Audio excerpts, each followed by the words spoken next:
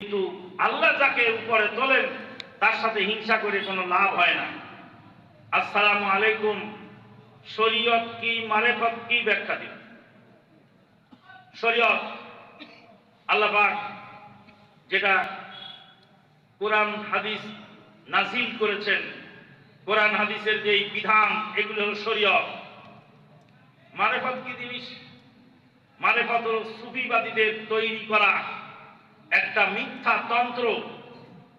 মারেফত কোরআন সুন্নাহ ভিত্তিক ওইটুকু যে আপনি চিনি খেলেন, বললেন মিষ্টি, মধু খেয়ে বললেন মিষ্টি, আখের গুড় খেয়ে বললেন মিষ্টি, আর খেজুরের গুড় খেয়ে বললেন মিষ্টি, সবগুলাই মিষ্টি।